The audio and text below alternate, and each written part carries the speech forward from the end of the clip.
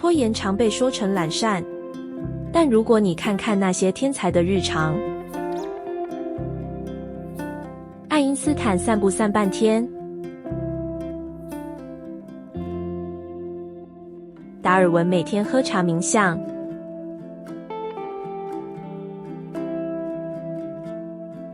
马克·吐温永远在截稿前5秒交稿。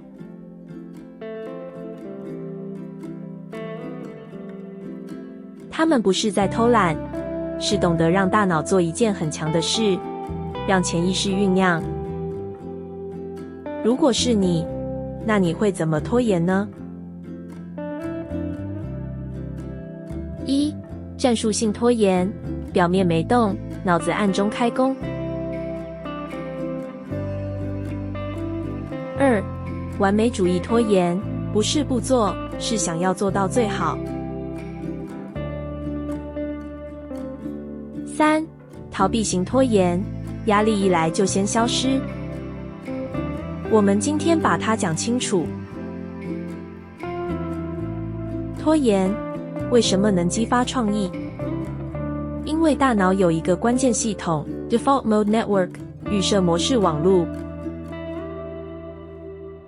当你在洗澡、散步、耍废、喝手摇杯时，你以为你在放空，但大脑反而开始默默处理资讯。心理学家称之为潜意识孵化期。它会把你吸收的内容拆解、重组，再和一些奇怪又随机的记忆混在一起，慢慢煮，慢慢煮，最后端出一个叫做灵感的东西。那为什么灵感常常压线出现？因为压力会释放去甲肾上腺素，让你的注意力变成极窄的雷射光，这就是传说中的 deadline 爆发模式。但不是所有拖延都能变成创意。拖延有2种，主动拖延，你知道自己在做什么，你先开始，把任务的边界摸清楚，然后让它静置、发酵，这叫策略性拖延。另外一种是被动拖延，你不是在孵化，你是在躲避。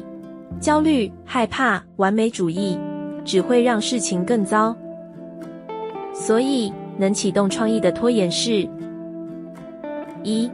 战术性拖延，但要启动它有唯一的前提，你要先开始，让大脑知道它应该在幕后加工什么。世界看似普通，细看却藏着惊奇，用大人的视角多想一想。如果你喜欢这样的内容，我们下集再来聊聊。下一集我们要聊聊咖啡越喝越贵，质感消费怎么塑造的？这里是歪打正说，下周5晚上7点，再见。